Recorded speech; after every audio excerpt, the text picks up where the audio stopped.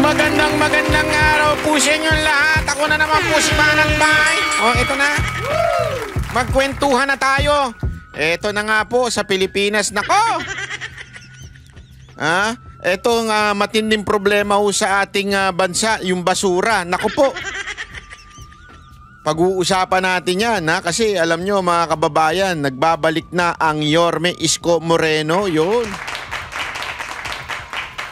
At ipinakita niya kung papaano binaboy ang Maynila. Alam mo, ito personal sa akin ito kasi tayo ay laman ng Maynila. Talaga namang madalas po tayo dyan at talagang grabe ho. Grabe ho ang Maynila sa basura. Ang masama pa ho dito mga kaibigan, ang Maynila po ang pinakamuka ng Pilipinas. Ika nga. Bakit po? Ito ang kapital ng Pilipinas, hindi ho letter P. Maynila, ang capital of the Philippines. Ibig sabihin po, alam ho ng mga foreigner, Maynila po. At saka pag sila umuwi dito, yan ang talagang pinupuntahan Pambihira ho. Nandiyan ho lahat ng mga magagandang kababaihan So natural, dyan pupunta. Gago! Alam nyo, walang biro ho Sayang yung ginawa ni Yorme dyan sa Maynila, yung alam nyo yung Koreatown. Napakaganda sana ng Koreatown dyan talaga namang pagka pupunta kayo dyan, maraming kainan na masasarap talaga. Aside from sa mga iba pang masasarap na bagay. Pero hindi. Linawin mo, Banat Bay, ang gulo mo Hindi, totoo naman, masasarap naman po talaga dyan Dyan sa, kasi nga, iba-ibang kainan. May mga authentic Chinese restaurant dyan. May authentic na yung mga old places na parang Espanyol ang dating.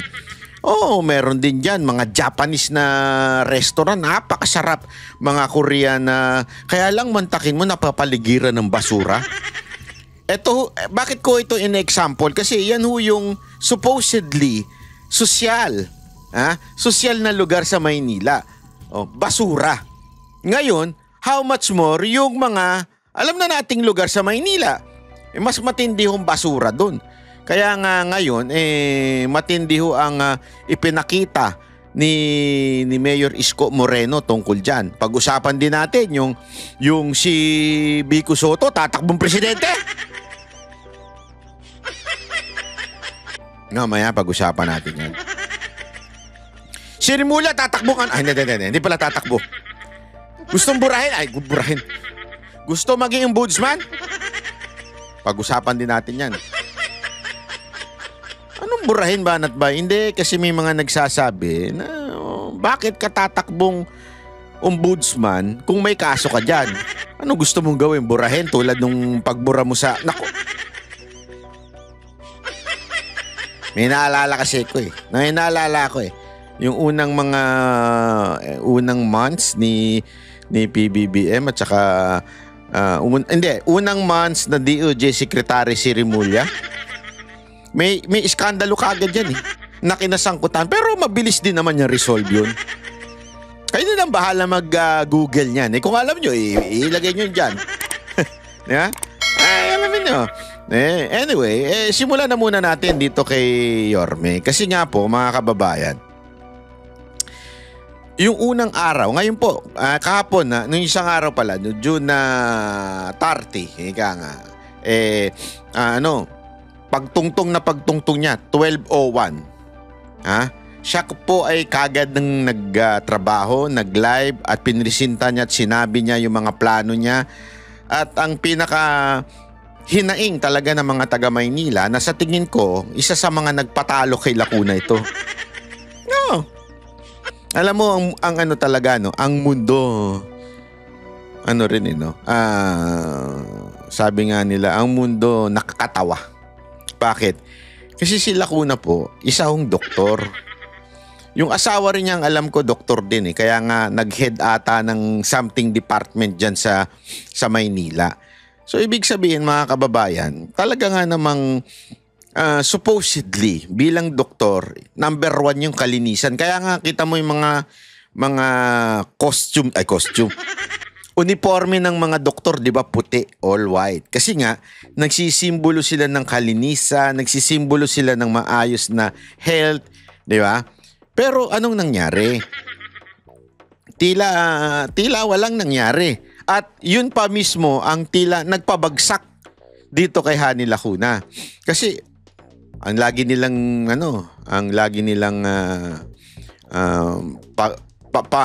panira, propaganda labang kay Yorme ay yung utang. Tama, mali? O kahit nga yung isa pang piling rockstar eh. Yan din ang bukang bibig eh. Utang, benta, ganyan. Pero ngayon, eto nalalaman natin ng katotohanan. Na sila pala naman ang may utang. Mga utang na yan, no? Mantakin mo, kaya naman pala puno ng basura sa karsada kasi wala nang nagpipick up dahil nga sa sobrang laki ng utang. No? Kaya nga ngayon, nagdeklara na ng pandemya. Hindi naman pandemya, banat ba? Ikaw naman banat ba yo? Hindi, nagdeklara na ng matinding state of health. Ano ba yun? Emergency ba yun? O, ay panoorin muna natin kung ano yung balita. Back to office na si Isko Moreno sa Maynila. At ang una niyang puntirya, basura. Nabisto kasi ang halos 1 billion pesos na utang ng dating LGU sa mga garbage collector. Grabe, no? Grabe yan, no? Dapat may kanta dyan eh. Basura mo, itapon mo sa kiki... sorry naman. Kasi yung mga kanta-kanta nung high school namin eh. Yan tuloy, nadadala ko ngayon. Narito ang agenda report ni Joash Malimban.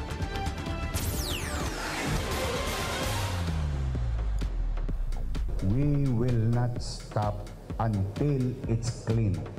Officially, Yun, palakpakan. Trabaho kagad. Kanina lang yan. Simula ng kanyang termino. Diba yan na kaagad ang bunga niya? umupo bilang comeback mayor ng Maynila si Isko Moreno Dumagoso. Ang Nako, first grabe. item sa kanyang agenda, paglilinis ng lungsod. Nako po. It's terrible. It's everywhere. In the Esquinita, sa kanto, sa avenida, sa boulevard, sa highway. It's everywhere. Ito masakit. In fact, kausap ko rin si engineer kanina, yung nagbaha last week, Nako. yung basura natin, nasa Imbornal lahat. Naku po, patay kang bata ka.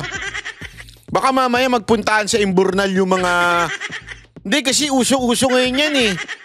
Yung makakatanggap ka ng magkano ba yun? 80,000. Magkano ba yun? 80,000 ba yun? Yung babae lumabas sa Imbornal? Ay, usong-uso yan ngayon. Eh, paano na sila pupunta doon kung puno na ng basura? Naku po, patay tayo niyan. Wala na, hindi na makaka-epal yung DSWD secretary. Kasi puno na ng basura, wala na makakapasok ng mga palaboy-laboy dyan. Kayo naman, di nyo inayos yan. Ito naman si Lacuna, hindi mo man lang inayos yan. Paano titira dyan yung mga gustong makakuha ng pera sa DSWD? Gago! Hindi, kasi alam mo, ako, napapaisip ako eh. Napapaisip ako. Paano kung yung palaboy-laboy na yon si Boss Dada at saka si Jay Guevara? Paano sila magkakasya sa Imbornal, di ba? Hindi kasi sabi ni Jane, nangungutang sa akin eh. Pengi ng pera, wala na akong pera. Sabi ko sa kanya, alam mo, wala ka ng pera. Magpapayat ka. Sabi ba naman sa, anong kinaugnayan noon? Magpapayat sa walang pera. Sabi ko, magpapayat ka tapos sumiksik ka sa Imbornal. Tapos doon sa Imbornal, lumabas ka pag nandyan na yung mga vlogger. Tapos iba-vlog ka para umabot sa DSWD. Uy, bigyan natin ng pera to. Sikat tayo. Ayon kay Mayor Isko, magdedeklara siya ng isang state of health emergency bukas na bukas din. Ayun, state of health emergency, lockdown daw. Gago! Lockdown, walang pasok. Bakit? Puro basura. Hindi, alam mo, seryoso. Ako nagpapatawa lang pero napakaseryosong bagay nito. Kasi, ang baho, maniwala kayo. Ito hindi ho exaggeration kasi nagdadaan po tayo dyan eh. Madalas tayo nagpupunta dyan. Ano mo talaga, yung kahit doon sa aircon ng sasakyan, sumisiksik, umapasok yung amoy. Kasi nga, talagang yung, alam mo, yung basura, mamaya may papakita akong video isa pang news. Talagang naipon na. Wala pa yung mga basura sa karsada, wala pa yung mga nandun pa sa loob ng mga bahay nila. Nagigets nyo? Sa sobrang dami, hindi na nila mailabas lahat kasi nga sobrang dami. Ganun kadiri. Isipin nyo, sobrang tagal na sa loob ng bahay nila yun. Ako nga alam mo yun, kunwari kumain ka, di ba? Itatapon mo sa basura. Gusto ko kagad alisin kasi nangangamoy di ba? Mangangamoy ka agad yun. How much more ito mga kababayan? Sobrang tagal na sa loob ng bahay nila. Kaya no wonder magkakasakit talaga tao niyan. Hindi lang sa asthma ka diyan, sa baga mo diyan. 'Di ba kung ano-anong virus ang mo diyan, kaya may mga kati-kati, 'di ba? Ang daming tawag dito. Yung mga hindi pigsa ang tawag diyan, yung mga sa galis. Yan, daming mga ganyan kasi nga po syempre, saan mo ilalagay yung mga basura na yan? Yung mga daga, sasaksak dyan. Gaganon yung mga daga, di ba? Tapos, saan sila pupunta? Pagka natutulog ka, doon na sila sa paa mo. O kaya sa mga gamit mo. So, yung halo-halo na, ika nga. Halo-halo na yung kadiri na talaga. Dahil sa umano'y malalang problema sa mga nagkalat na basura, ang kanyang itinuturong salarin ang kapabayaan umano ng nakaraang administrasyon. Matatanda ang noong Enero, pumutok ang balita na mayroong daan-daang milyong pisong utang ang pamahalaan. Yan, 560,000, 61,000. Grabe, no? Ay, hindi. Di pala 560,000. 561 million! Gago! Isa ito sa mga nagpabagsak kay Lacuna, kaya hindi binoto ng mga, kaya itinapon sa basurahan yung pamahalaan ni Lacuna. Dahil nga dito, mantakin mo, utang yan, 561,000. Tapos ibibintang na, 2024, so last year lang. Tapos ibibintang nila na naman kay Yorme. Ng Maynila sa Lionel Waste Management, ang kumpanyang responsable sa pagkuha ng mga basura sa lungsod mula pa noong 1993. Natapos ang kontrata nito noong December 2024 nang hindi umano nababayaran ang utang ng Maynila. Ngayong araw, ibinunyag ni Mayor Isko na ang dalawang waste management companies na ipinalit ni Lacuna sa Lionel sumulat na rin sa kanya, humihingi ng tulong dahil hindi rin daw sila binayaran ng... Grabe, no?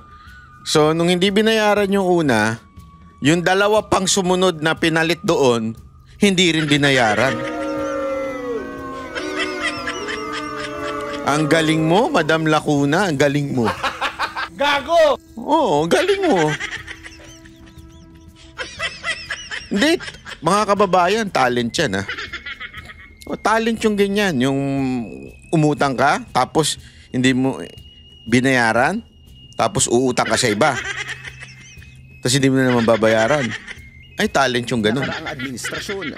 Ayon kay Mayor Isko, aabot na sa halos 1 bilyong piso yung kinakailangang bayaran ng Manila LGU patungkol sa garbage disposal and collection. Marami raw kasing mga lugar tulad dito sa may Carlos Palanca, yung tambak-tambak na yung mga nakakalat na basura dahil sa aniyay mismanagement ng nakaraang administrasyon. Ngayong araw, nagsimula ng mangolektang muli ng mga basura ang Lionel Waste Management. Ang mga operasyon magpapatuloy mula alas 2 ng hapon hanggang gabi kahit si Mayor Isko sasama raw sa inspection mamayang 9 p.m. Naku! We will confront it today by 2 p.m. onwards hanggang madaling araw hanggang gabi. Totoo ba yan? Ang siyudad ng Maynila ang basura. Totoo ba yan? Pangako ni Mayor Isko, hahabulin Totoo ba yan? Baka naman steer lang yan. nila ang lahat ng dapat na mapanagot sa anilay mismanagement ng waste disposal ng lungsod. Magsasampa raw sila ng criminal at administrative cases oras na mapatunayang may naganap na korupsyon sa nakaraang administrasyon. Para sa agenda, Joash Malimban, Billionaire News Channel. Naku, totoo ba yan? Yorme, baka naman ini-steer mo lang kami dyan. Hindi, baka naman ini-steer mo lang kami na hanggang gabi? Ay! Ano ba yan? Sandali. Hindi ka man lang nagpalit ng damit?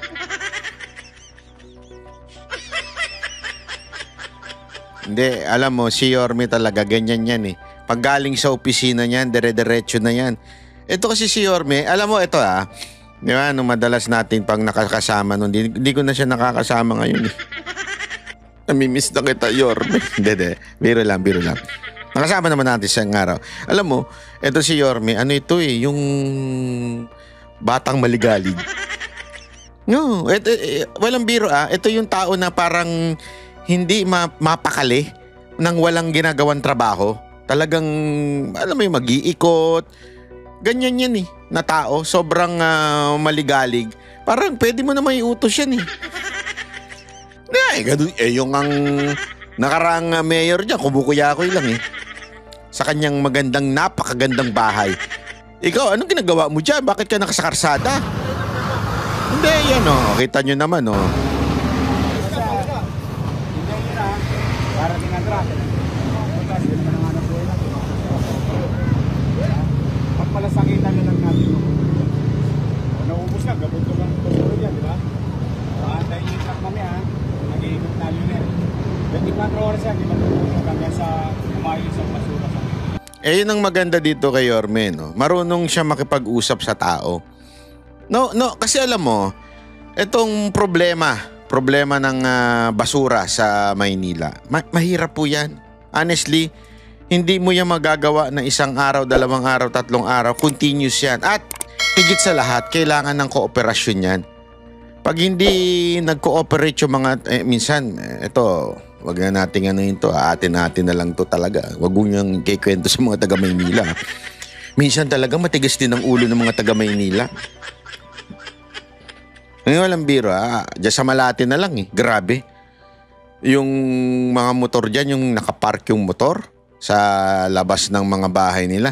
Hindi lang, okay lang naman naintindihan natin na kailangan talaga mag-park. Pero hindi, talagang mga 3 linya, sasakarsada na. Wala ka na madaanan. Minsan matigas lang talaga ulo. So, para ma-handle mo yan, di mo naman pwedeng wasakin, sunugin yung mga motor, di ba? Yung kailangan mong bilang mayor, bilang ama ng Maynila, yung respeto di ba? So, kung may respeto sila doon sa mayor at kung paano pakikiusapan ng mayor yung mga tao. This time, kinakausap niya ata yung mga nangangalakal na wala namang problema. Kasi isang problema din yan, di ba? Yung mga nangangalakal, minsan talagang pag inano nila yung basura, talagang watak-watak. So, kinakausap niya para ayusin yung mga dapat ayusin. At makikita mong yung mga tao, hindi sila yung tipong pasaway naman. They would cooperate. Kailangan lang yung bang tamang pagnenegosasyon mula sa kanilang tatay. Mula sa kanilang mayor. Para sumunod. Kasi ganyan yan Dapat kooperasyon mismo ng mga mamamayan. Hindi pa pwedeng puro ka lang utos, puro ka lang papadalain mo lang yung mga tao mong wild. May mga ganun yung mga, pasensya na minsan yung mga ibang implementor talagang grabe rin, inuutos lang. Ito, meron talagang makikita nila, concern sa amin yung mayor namin. Diba? Alagaan natin tong lugar natin kasi concern yung mayor sa atin diba? So, tulungan tayo. Diba? Ito, tuloy natin, tuloy. Ilang pakiusap ko, nandiyan na yan. Sasakyan nyo, hintayin nyo lang. Nakita ko na yung sa kanto. Hindi po ba tayo po dito? Mamala.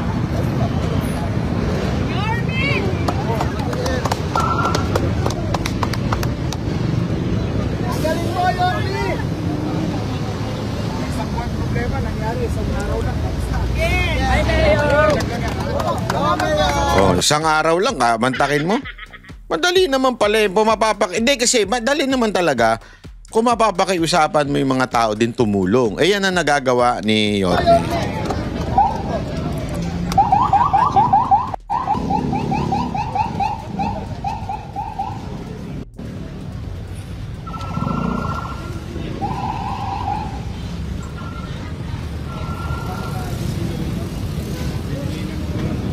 Okay lang sila nasa sakyan yung basura nila, pero walang naglalata.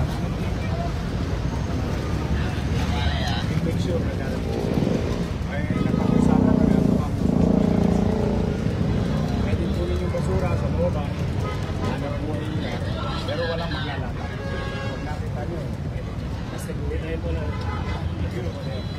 O, di ba? Ang ganda nun. O, pwede naman nilang anuhin. Basta wag lang ilalatag sa para hindi nga naman magkakalat. O, so napakiusapan nila. O, tapos ito naman, yung pulis naman. O, pagka ginawa, hindi sila sumunod, pinapaliwanag niya, okay lang. Pero pagka hindi naman, pag nilatag nila dyan, kastiguhin nyo na.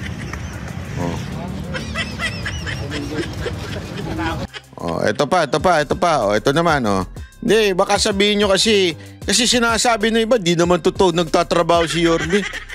Ito yung kagabi, yung pagkatas niya mag-announce ng tanghali, yung gabi.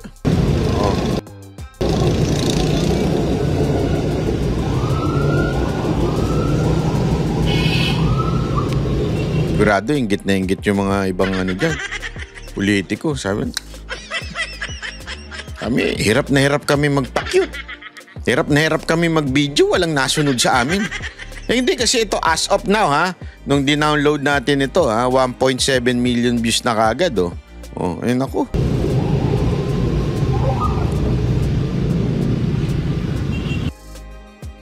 Ayan. Ayan na, naglilinis na kagad siya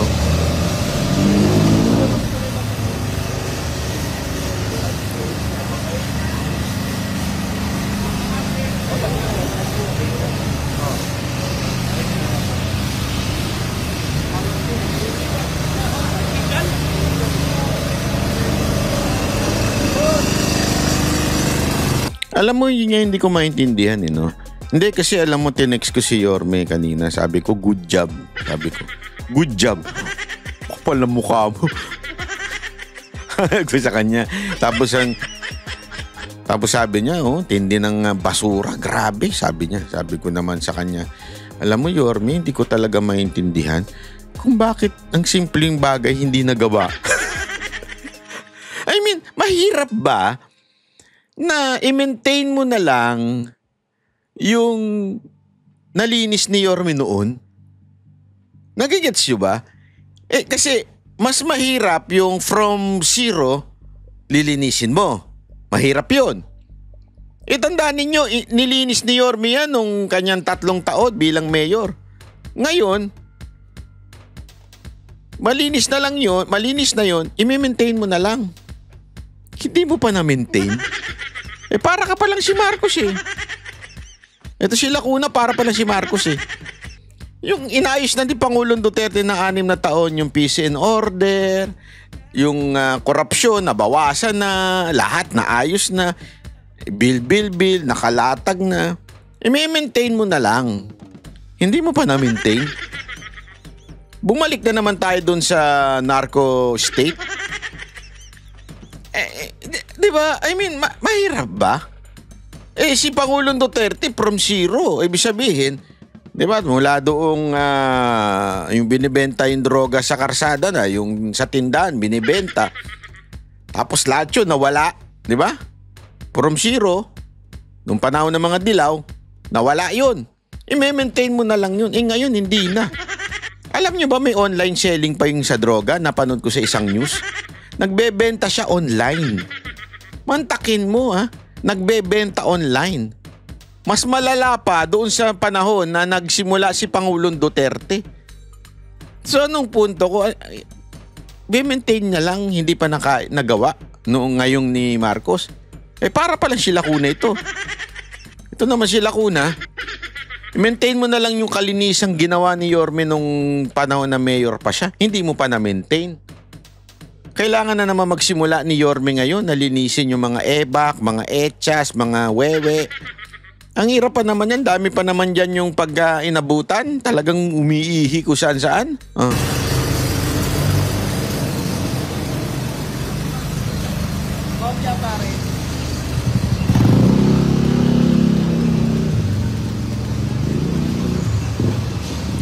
Hindi kaya na to si Yorme na didismaya na parang pagkatapos kong linisin to balik na naman tayo sa linis-linis. Hindi, kaya Yorme ako yung tulad nga nung sinabi ko sa iyo noon, di ba? 9 years linisin mo Maynila. Sabi ko sa iyo, pag napaganda mo ang Maynila, parang naging Singapore ang Maynila. Kasi idol nito si si Lee Kuan Yew. Pag kinausap nyo ito, parang si Lee Kuan Yew ito eh. Alam mo, pag napaganda mo ang Maynila ng for 9 years, ay maniwala ka sa akin, ikaw talaga ang ipupush ng mga Pilipino na masumunod na presidente kay BP Sara Duterte. Ngayon nga, dami nang sisingsis eh. Dapat si Yorme na lang binoto namin. Kasi naman sinabi ko naman sa inyo yan eh. Di ba? Sinabi ko naman sa inyo yan. Ayaw niyong maniwala eh. Gusto nyo unitae. Bangag. Ay, di bangag. Sorry naman.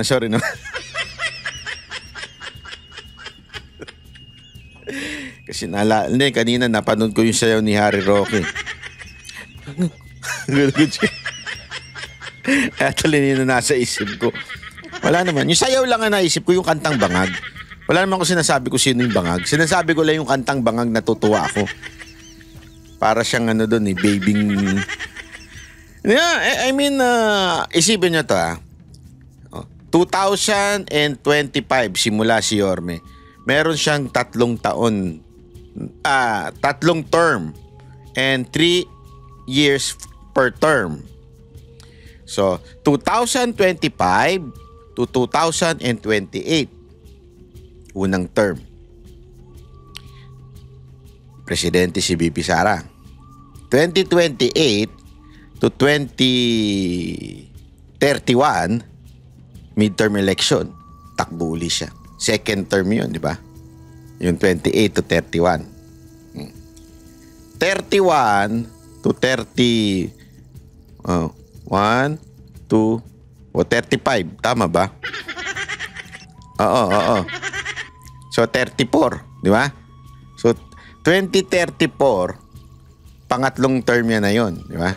31 to 34, pangatlong term niya as a mayor. So after nun, graduate na siya. 34, tapos na si BP Sara Duterte. As president, naayos niya, maganda na, napaganda niya. Tapos, lagay tayo ng isang Yorme. Naku po. Panalo yan. I mean, isipin niya, kung mapaganda niya ang Maynila. Kasi marami nagsasabi noon, gusto naman nila si Yorme. Kaya lang, nagkataon, alam mo yun, na-hype sila ng unitae. Tapos, parang nabitin lang sila sa 3 taon. Sabi pa nga ng iba, kung sana umabot ng 2 term o 3 term, maaring pwede. Yeah? O eto, eksaktong 20. Naku, sakto, Brad. Ito yung aking lamang po. Wala akong kinalaman dito si Yorme. Naisip ko lang ngayong oras na to. Naisip ko lang na sakto pagkatapos ni BP Sara Duterte, we need a leader na would maintain and improve pa yung ginawa ni BP Sara Duterte. Di ba? Naku, pwede. Yeah.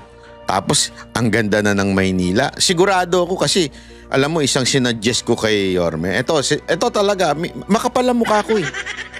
Pala-suggest ako dyan eh. Sinuggest ko kay Yorme, alam mo Yorme, pagandahin mo Malate. Kasi ang Malate, pangit na Japan. Sorry pero that's the truth. Okay? Ang itsura ng Japan, parang Malate. Yung maliliit ang kalsada, tapos maraming maliwanag, nightlife, tapos marami ring kainan. Ganun itsura ng Malate, maraming kainan. Kung gusto mong kumain ng madaling araw na merong bukas, Malate yan. Marami dyan. Pumunta ka lang dyan, napakarami. Korean, Chinese, lahat ng kainan dyan, bukas ng 24 hours. Kaya nga maliwanag. Pero hindi ganun katulad ng sa Japan. Ganun kasi sa Japan na walang tulugan doon hanggang umaga. Sobrang doon. So parang ganyan ang itsura ng pag pumunta ka Nagoya, ganyan din, di ba? Yung dikit-dikit. Tapos, pero, ang pinagkaiba nga lang, malinis, mabango, maayos ang mga paradahan, hindi nakabalandra, maliwanag. Alam mo, pag ginawa ni Yorme yun, mapaayos niya yung Malate. Hindi lang Manila ang aangatan tourism. the entire country. Kasi mas mura dito.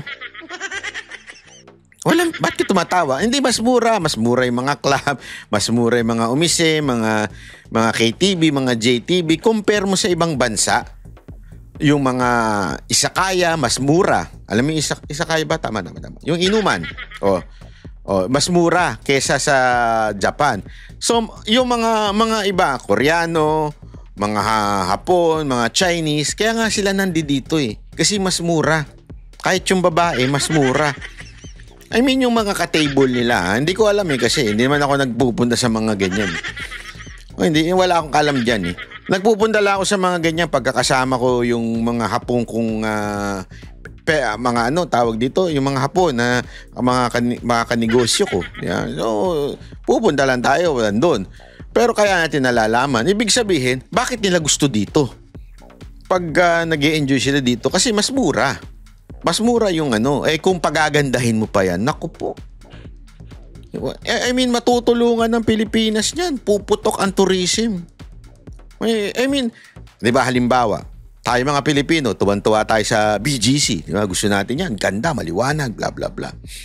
Pero yung mga foreigner, hindi naman sila, hindi sila, mas gusto nila yung itsura ng Malate na parang Pilipinas. Pagandahin lang, paliwanagin, palinisin, at the same time, ano man tawag dito? Safe. Kasi, alam mo, ito mga nakaraang, nung panahon ni Lacuna. Hindi naman siya na inaano natin si Lacuna, ha? Pero ang dami hong nadudukutan yan. Kahit itanong niyo yung mga tao dyan sa Malate, is daming snatcher dyan. Ang daming mga yung nakamotor. Tapos, alam mo naman itong mga Koreano minsan, tsaka mga Hapon. Laging may daladalang bag na maliit. Ayaw nilang, kasi tayo pag nagdala tayo ng bag, yung nakasabit, kulang na lang itali sa leeg natin eh. Kasi alam na natin yung mga ganyang galawan eh. Sila parang laging may dalang ganyan na bag na maliit, na punong-puno ng pera. Ang daling agawin yan eh. Di ba? Kaya ang dami nadudukutan dyan, na i-snatchan dyan. Ganda nililinis. Panalo Pwede kang pumunta sa DOJ, may papalinis ako doon, napakarumi.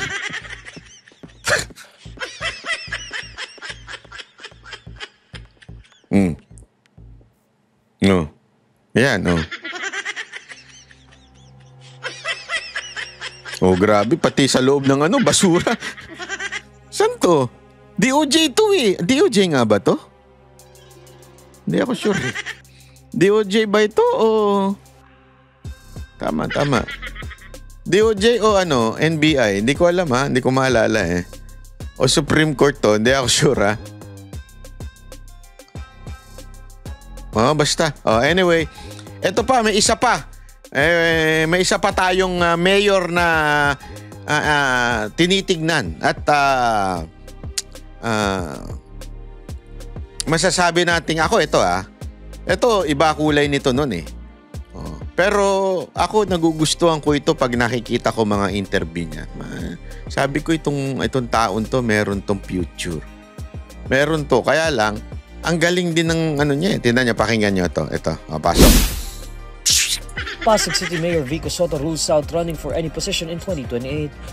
During the turnover ceremony for incoming elected officials on Monday, June 30, Soto categorically states he will not run in the 2028 elections. He does not elaborate further. 2028, hindi ako tatakbo. Ngayon pa lang sinasabi ko na sa inyo. Yun. Kaya malaya akong gawin kung anong tingin ko ang tama.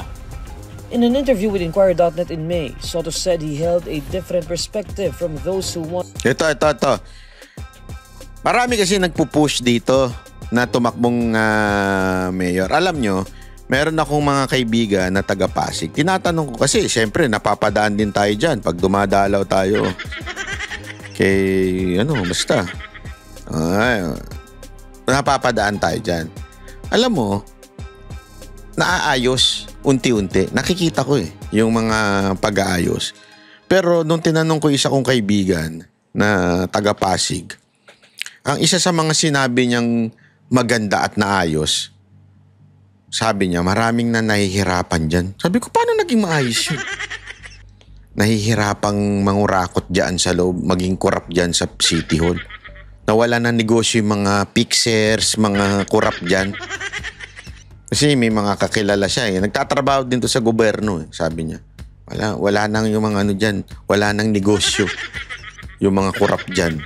Oo, sabi niya, naayos yung City Hall. Yan daw ang inuna ni Vico Soto.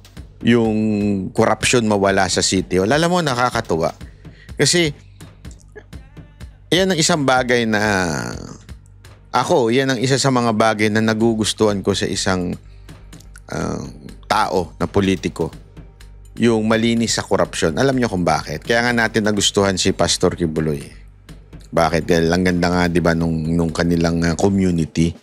Kita mo sobrang linis, ayos. Yan ang resulta ng zero corruption. Napaka-importante kasi ng walang corrupt eh. Mahirap yung magsasabi ka na yung kailangan ayusin to, kailangan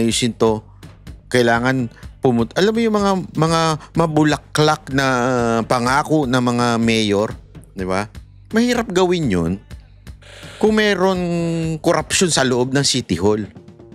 Yan din ang inuna ni Pangulong Duterte. Naalala nyo, nung mayor siya ng Davao City, yan ang isa sa mga inuna niya aside from yung safety ng kanyang lungsod. Yung corruption. Di ba ayaw niyang nagtatagal yung papel sa isang opisina, isang departamento, at pag nagtagal, meaning nag-aantay ng ganun yan.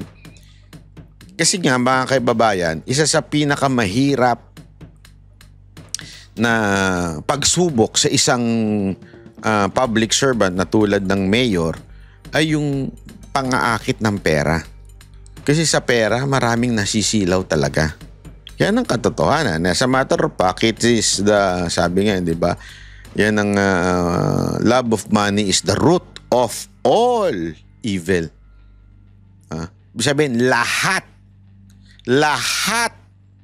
ng kasalanan, lahat ng evil tulad nung tanim witness, yung mga ganon, ang root niyan, love of money. Ibig sabihin, nandyan pumapasok yung pag may love of money ka, corruption. Itong Pasig daw, kwento ng mga taga-Pasig sa akin, talagang nalinis daw ang City Hall. Alam mo, dun pa lang, makikita mo na kaagad yung leadership quality, yung karakter nitong mayor na to. Kaya ako natutuwa. I don't care kung whatever color siya. Di ba? Sabi ko nga sa inyo, pag tama, palakpakan, pag mali, banatan. Wala akong pakialam kung siya'y pink, dilaw, o whatsoever, as long as you are serving the people, the Filipino people. Kasi nakakapagod na eh. Nakakapagod na corrupt ang nasa pamahalaan. Yung tipong 150 lang ang halaga. Iboboton, iaano mo na yung prinsipyo mo. 150 million. Diba? Mahirap yung ganun ha. Kasi bilang mayor, lahat ng business na gustong bumaba ang tax, gustong lakarin, dadaan sa'yo yan. Merong, di ba, sinasabi nga din ni Yorme, na lahat, eto, may kwento ko. May kwento ko na ba to? Sige na nga, kwento ko na.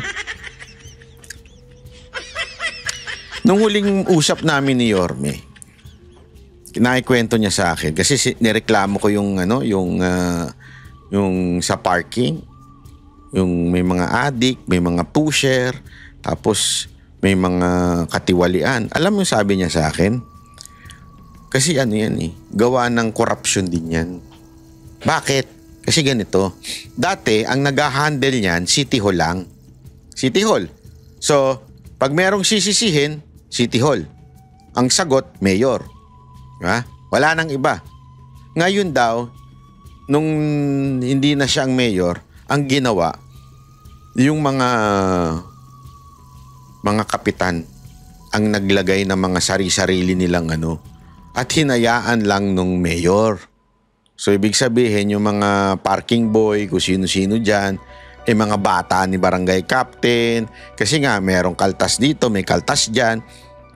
para kumita, di ba? Merong sa bawat, entrega mo sa akin to ha, ito, yung parking na yan, mula dyan, ang daming parking, ang ano dyan, nagbabayad ka ng parking, entrega mo dito sa akin, tapos entrega ko kay mayor yung ganito, mga ganyan, mga sinasabi nila, di ba? Hindi natin alam kung talaga napupunta sa mayor o napupunta sa kung kani-kanino man, hindi natin alam yun, okay? Pero yun ang ikinikwento nila. So, ang nangyari, tumataas tuloy. Kasi ang daming dinadaanan, okay? It could be a lie, I do not know. O baka ginagamit lang yung pangalan ng mayor, di natin alam. But the fact is, tumaas ang mga parking kasi nga, ang daming dinadaanan. Yeah? Because of corruption. Yun ang sinasabi natin. Nung panahon nga niya, kinuha niya lahat yan. Wala. City Hall ang maniningil sa bawat which is mas maganda kasi diretso lang sa City Hall. Doon mamomonitor mo kasi maka-audit yan. Kaya nga nung panahon niya, merong resibo. Meron ka makukuhang resibo. Naka-uniforme yung mga parking attendant, naka-resibo. Tapos, kasalanan mo na kung hindi mo kinuha yung resibo. Pero kung kinuha mo yung resibo, may i-entrega ngayon yung sa City Hall. At least, lahat doon napupunta. Sa City Hall talaga napupunta. Importante kasi yan, dahil sa korupsyon, maraming mawawalang serbisyo. Halimbawa, yung basura. Kaya nga, etong mayor na ito, si Mayor Vico Soto, makakapatayo siya nung City Hall niya kahit mahal. As a matter pa, kasi naging issue yan. Bakit naman kailangan na sobrang mahal, bla bla bla? Nung tiningnan ko, mga kababayan, ito inaral ko din baka akala ninyo si Yorme lang ang... Hindi, nung tiningnan ko ito, as a matter of fact, mas lalo nga nakatipid. Because marami siyang nawala sa korupsyon. At sobrang lumang-luma na yung City Hall ng Pasig. Di ba? Kaya nga, ngayon may papagawa na maayos, saan nanggaling yung pera? Doon sa mga korupsyon. Sabihin, diretso na kasi yung bayad. Hindi na pupunta sa bulsa ng mga tarantado. Diretso sa City Hall. So, meron na silang pambili ngayon. Kaya, yun yung bagay na we need this kind of leader, yung mga ganitong klase na walang korupsyon. Kasi nga, magpupunta ngayon sa serbisyo. Kasi mantakin mo, pupunta ka ng City Hall, ang pangit-pangit ng mas maganda pa yung mga private. Alam nyo ba sa ibang bansa, baligtad. Pag public building, public mas maganda. Alam mo, nagpunta ako sa immigration sa Japan. May lalakarin kasi dapat ako doon sa immigration. Pag akyat mo, putang ina, sabi ko, hayop! Ang bait ng empleyado. Nung hindi nila, kasi may tinanong ako, nung hindi nila maibigay yung hinihingi ko, sorry pa sila ng sorry.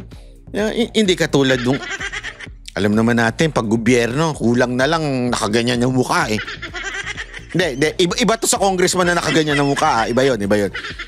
Sa mga City Hall, di ba, pag sinabi mong public office, parang laging galit, parang laging nireregla. Yung mga nandun, di ba? Totoo naman, di ba? Pagka gobyerno, parang laging masama ang loob.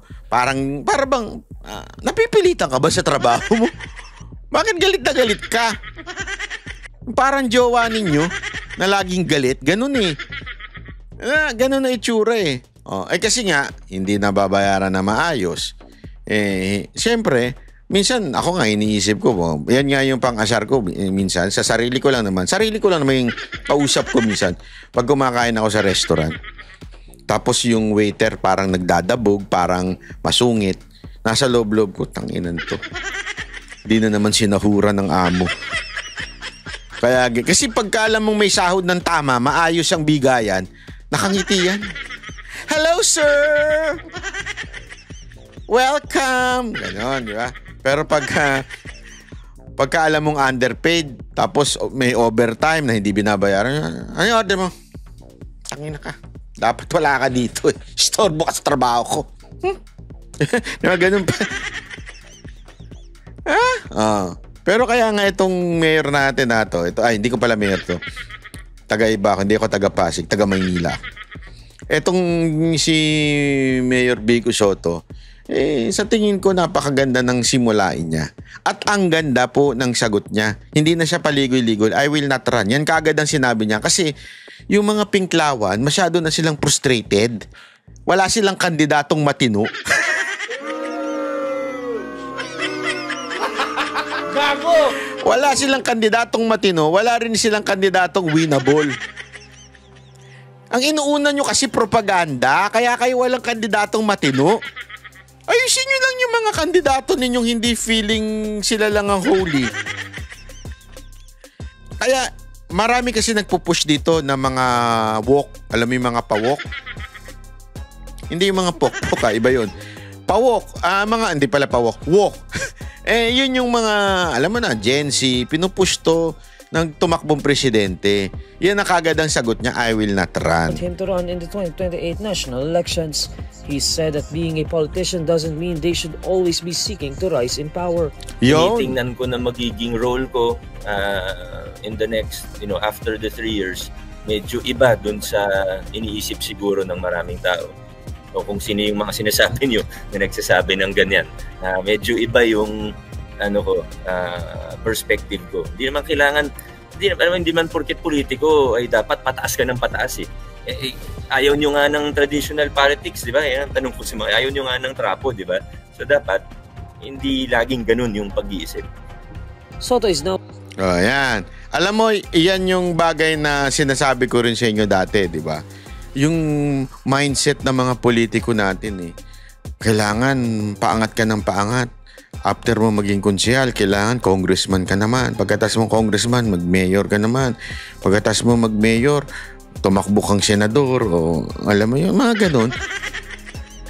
Pag wala ka na mapuntahan, parang kailangan umangat ka ng umangat. Kung hindi naman umangat, tumagal ka pa rin sa politiko kahit wala ka na, sa politics. Kung halimbawa, senador, biglang tatakbo na lang ng mayor kasi tinapon na. Sabihin, tapos na yung term niya ng sa Senate, tatakbong mayor, buti nga, hindi nanalo. Malapit yan, bandang Makati at saka bandang Marikina. Di ba yung hindi naman talaga yun ang linya mo. Gusto mo lang biglang, kasi nga, kailangan tumataas ng tumataas. Hindi ganun yun Hindi ganun yun. Kaya ang ganda na sinabi ni Vico ayaw nyo ng trapo, di ba? Pero gusto nyo tumakbo kung higher position for the sake of para lang tumakbong higher position. Sabi niya nga, iba yung nakikita niya sa sarili niya. Malay mo, di ba? Marami. We do not know kung ano pa yung maaring gawin niya na pwedeng, di ba? Para lang mapatunayan niya kung ano yung papaano magserbisyo ang isang tunay na public servant. Sana talaga, at ako, Vico, hindi tayo magkakilala. As a matter of fact, basta hindi tayo magkakilala. Magkaiba tayo ng kulay. Pero gayon pa man, I support yung ganyang klaseng paninindigan mo. Sana lang, talagang panindigan mo yan sa 2028 na hindi ka tumakbo. Huwag ka magpapabuyo doon sa mga pinklawan na kasi masisira ka Masisira ka at sigurado matatalo ka rin naman ni Inday. So sayang lang. So wag mo nang planuhin. Mas mabuti pa, stick ka muna. Pwede ka naman. Hindi kasi yung iba, sabi ko nga sa inyo, maganda yung attitude nito Pwede ka namang tumakbong vice mayor. Di ba? After, kasi tapos na ang term niya sa 2020, di na siya uli pwedeng tumakbo bilang mayor. Nakatatlo na ata siya. So pwede ka mag-vice muna, tapos balik ka na lang uli as mayor. Di ba? Pwedeng ganun. Kasi kung nandun yung linya mo, kung nandun yung gift mo, galing mo, well, stick to it. Diba? Stick to it dahil you will be a good leader at yung taong bayan na. Kasi baka sabihin nila, bakit si Duterte? Mga tarantado. Ilang taon din ang tinagal ni napatunayan at hindi siya ang nag-push sa sarili niya, taong bayan. Tandaan nyo, ang tagal niya, I think 21 years nga ba?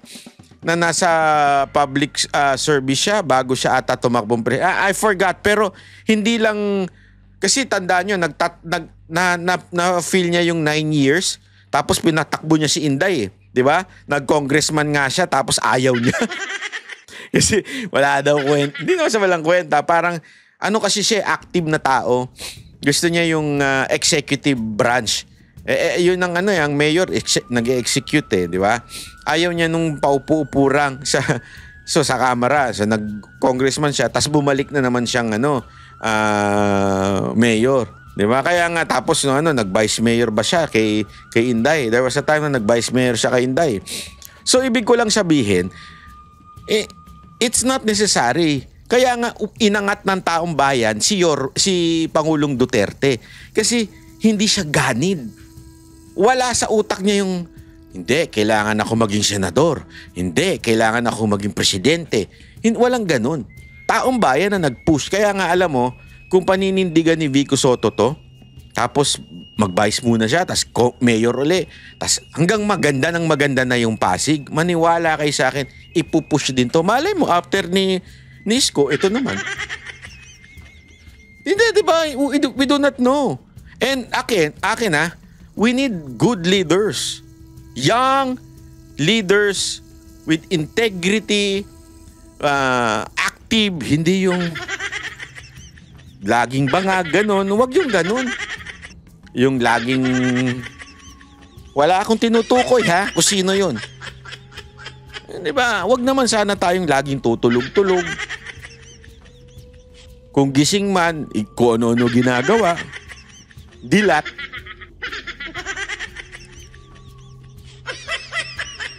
Pag-usapan naman natin itong si eto pa. Ay nako, ewan ko ba to si Pasok? Naniniwala si Justice Secretary Jesus Crispin Remulla na hindi magiging problema ang kinakarap niyang reklamo kaugnay sa pag-aresto kay dating Pangulong Rodrigo Duterte para sa kanyang pinaplanong aplikasyon bilang susunod na ombudsman. Nakatutok si Jonathan Andal. I think that I have a lot to offer there. Yan ang sagot ni Justice Secretary Boying Remulla nang tanungin sa kanyang planong mag-apply bilang bagong ombudsman. Ipinaalam na raw niya ito kay Pangulong Bongbong Marcos. I told a mutual contact that I was very interested. Ano po sagot ni President? Wala naman, wala sinasabi. I'm submitting my application by Friday, before Friday. Hanggang July 27. Actually, pwede naman talaga siya mag-apply, pero sa tingin ng taong bayan, ang kapal ng mukha niya. Hindi, pero sa akin feeling ko siya ang magiging susunod na ombudsman. Pwede na rin. Pwede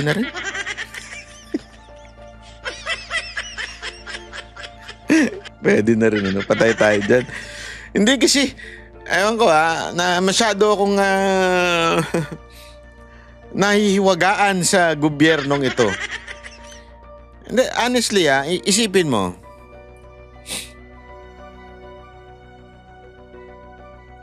Yung anak nito na involved sa alam naman natin yun, di ba? Hindi natin sinasabi convicted. Actually, napawalang sala. Takin mo, napawalang sala. Di ba? Na-involved doon sa masalimuot na issue ng alam mo na, di ba? Tapos bilang napawalang sala. And yet, kung titingnan mo ng maigi, di ba parang DOJ secretary ka, tapos yung anak mo na involved doon. Even if it was dismiss yung case, sabihin na natin, hindi napatunayan beyond reasonable doubt na nagkasala ang iyong anak, the mere fact na may ganung issue, di ba nararapat lang siguro na mag-resign siya o tanggalin siya bilang DOJ secretary at that time? Di ba?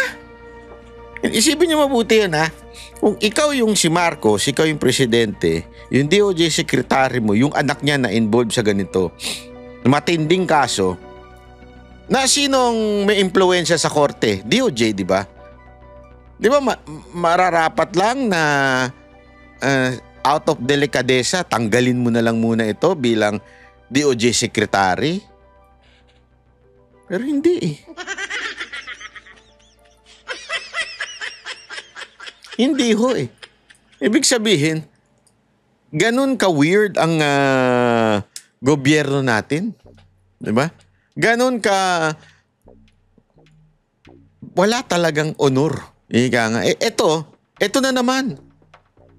Patapos na itong ombudsman natin at gusto mag-apply ni Remulla na meron siyang kaso sa loob mismo na ombudsman.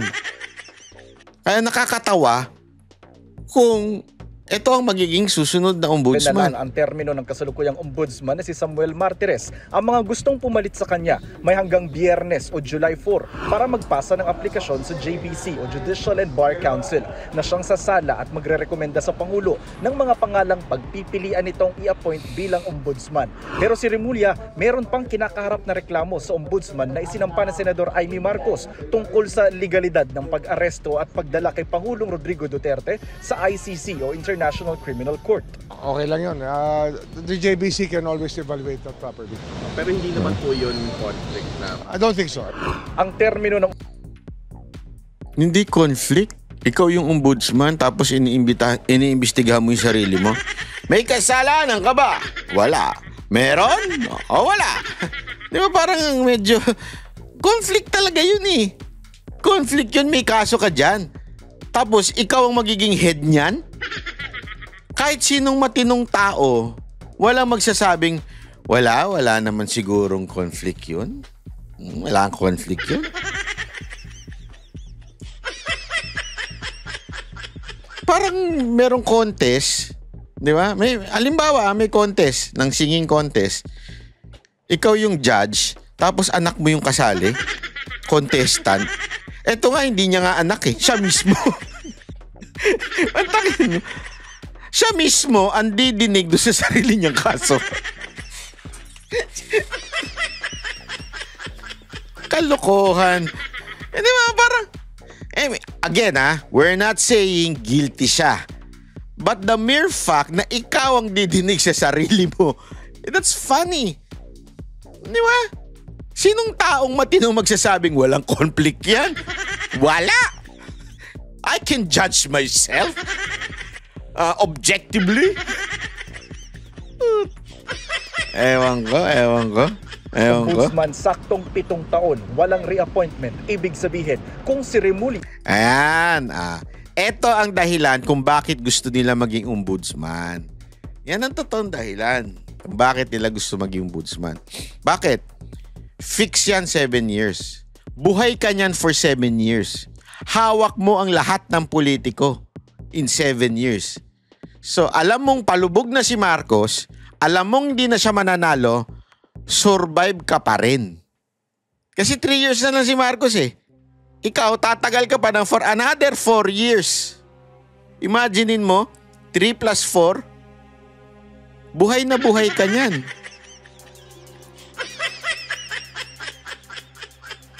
Ikaw ang may say sa mga kaso ng mga politiko, mga government official. Hawak mo sila sa liig niyan.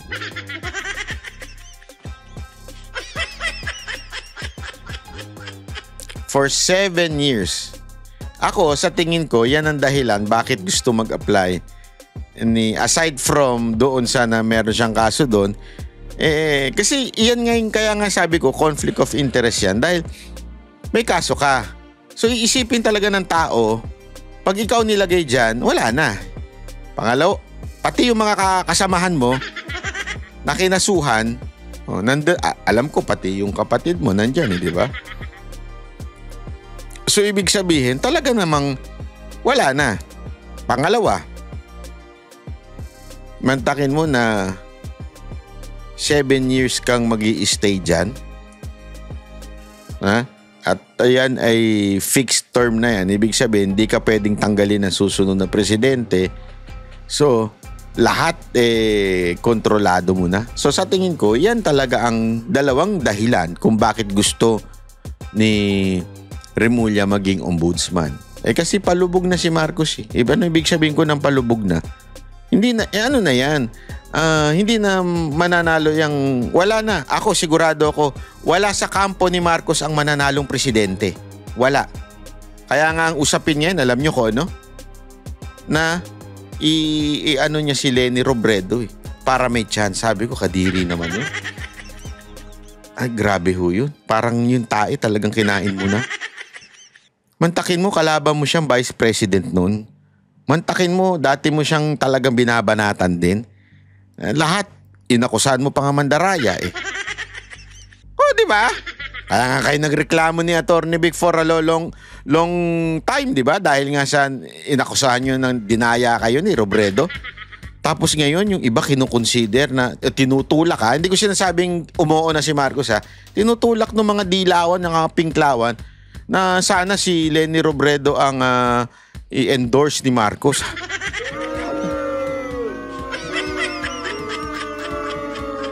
Can you just imagine that?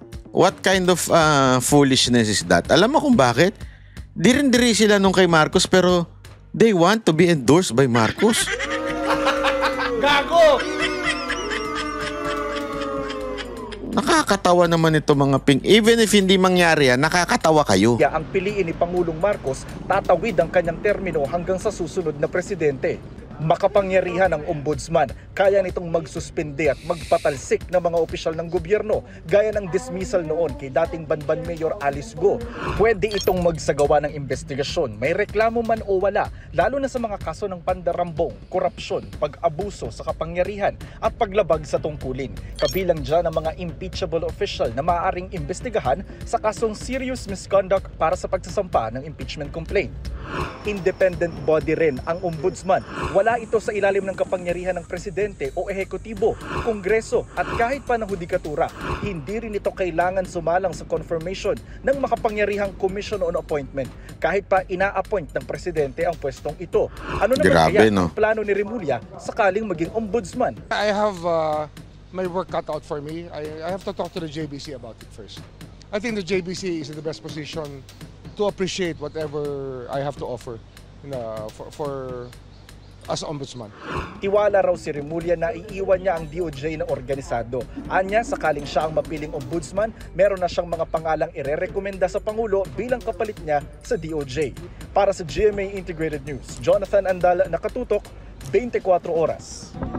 Grabe, no? Sino kaya ang nito? Hindi, actually, hindi pa natin pinag-uusapan yung qualification niya, ha? Sa qualification pa lang, di ba, ang dami ng sablay nito. Sa kaso ni Tebe, sa kaso ng KOJC, sa kaso ni Pangulong Duterte. Ang dami sablay nito eh. Na, don't ever forget ha. Kaya nga siya kinasuhan ni Amy. Sila mismo nagsabi na ang DOJ, yung kanilang opisyal, ay part ng doon sa Rome Statute na sinasabing parang judicial. Di ba? Eh hindi. Tapos eventually, binawi nila na hindi sila judicial. Di ba? So alam mo na kagad, doon pa lang may sablay na. I mean, qualification-wise, kung sablay na yung mga judgment na ganun, paano mo mapapagkatiwala ang maging ombudsman ito? Kung hindi lang itong taga Cavite at malakas sa Cavite, hindi naman ito kukunin ng mga Marcos eh. Kung hindi ito nakatulong sa pagkapanalo ni Marcos, hindi naman ito kukunin. Kung qualification at qualification lang ang pag-uusapan.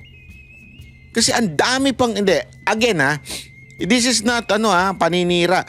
Ang dami pang mas magaling o qualified para maging ombudsman at the same time, very objective and non-political. Hindi political na tao. Ito, congressman pa ito dati. Political sobra ito. Family na Remulla, very political. Diba sila nga rin yung bumalimbing last minute, dating na kay Binay, biglang napunta kay Duterte. Napaka-political po ng mga Remulla. Tapos maglalagay ka sa isang ombudsman ng political na tao. Ang dapat mong ilagay dyan, yung objective. Hindi namumulitika. Katanggap-tanggap sa lahat, sa buong lipunan. Katanggap-tanggap sa lahat ng kulay. Ito sobrang hindi eh. Hindi ho talaga. Tapos magiging ombudsman? Grabe. Pero, again, ang lahat ng imposible sa Marcos administration naging posible.